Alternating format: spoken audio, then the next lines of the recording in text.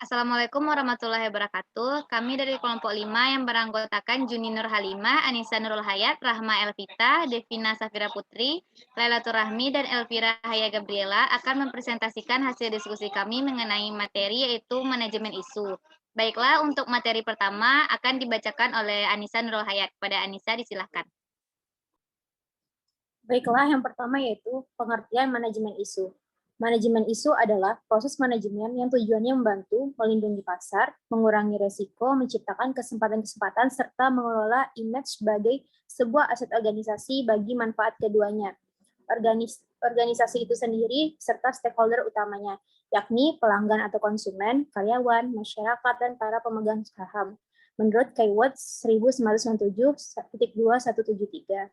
Dan menurut pakar PR Indonesia mengartikan manajemen isu sebagai fungsi manajemen yang mengevaluasi sikap masyarakat, baik internal maupun eksternal, mengidentifikasi hal-hal atau masalah yang patut dikhawatirkan, dan melakukan usaha-usaha ke arah perbaikan.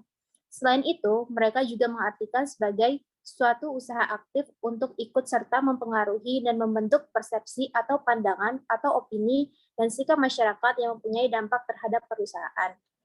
Baiklah, untuk selanjutnya akan dibacakan oleh Elvira. Pendekatan manajemen isu. Yang pertama, pendekatan sistem. Berdasarkan pendekatan sistem, manajemen isu berupaya meminimalisasi kejutan dengan berfungsi sebagai sistem peringatan dini atau early warning system bagi ancaman potensial. Yang kedua, pendekatan strategik. Pendekatan ini mempertimbangkan berbagai faktor seperti kajian keputusan strategik, proses organisasi, perilaku manajemen, dan perilaku sosiopolitik untuk menggambarkan suatu pemahaman atas peristiwa yang terjadi dan aksi organisasi. Yang ketiga, pendekatan retoris. Pendekatan retoris memfokuskan kepada pengajuan retorik dan pengaruhnya pada public relation.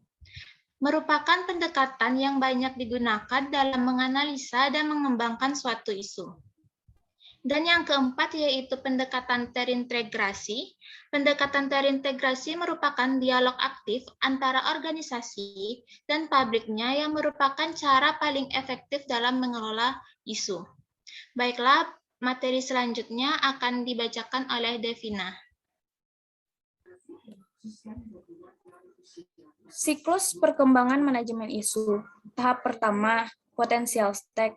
Sebuah isu muncul ke permukaan ketika sebuah organisasi merasa berkepentingan terhadap suatu isu. Tahap kedua, emerging stake. Tahap ini mengidentifikasikan terjadinya tekanan terhadap organisasi akibat sebuah isu. Tahap ketiga, current stake. Pada tahap ini, isu telah berkembang dan menunjukkan dampak serius. Tahap keempat, krisis stake. Pada tahap ini, sangat memungkinkan instansi formal seperti pemerintah ikut campur dalam penyelesaian krisis. Tahap kelima, dormant stake. Setelah mencapai puncaknya, sebuah isu cepat atau lambat akan hilang atau teralihkan oleh isu lain. Materi berikutnya akan dibacakan oleh Rahma Elvita. Kepada Rahma dipersilahkan. Proses manajemen isu. Proses manajemen isu adalah proses mengidentifikasi dan memecahkan masalah dalam suatu organisasi. Menggunakan proses manajemen isu, kita dapat mengidentifikasi dan menyelesaikan masalah dengan cepat. Proses manajemen isu akan membantu 1. Mengidentifikasi isu.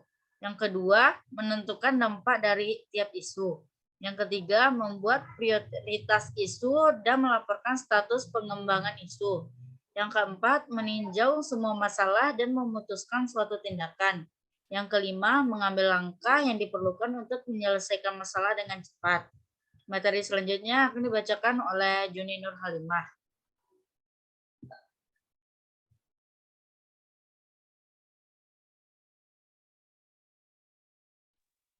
Cara mengatasi manajemen isu. Yang pertama yaitu pembentukan gugus tugas. Yang kedua, pertukaran pikiran dan analisa yang cerdas. Yang ketiga yaitu juara isu. Yang keempat, materi latar belakang untuk briefing. Yang kelima, database riset. Dan yang keenam, manajemen hubungan. Cara mengatasi manajemen isu selanjutnya akan dibacakan oleh Lailatul Rahmi. Kepada Rahmi, silahkan. Cara mengatasi manajemen isu selanjutnya yaitu pertama pengembangan bentuk opini, 2 program informasi atau pendidikan, 3 masalah regulasi, 4 manajemen media, 5 pendekatan lokal, 6 membuat checklist.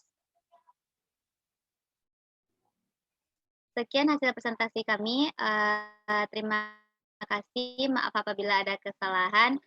Dan untuk pertanyaan bisa diajukan melalui WhatsApp group. Terima kasih. Wassalamualaikum warahmatullahi wabarakatuh.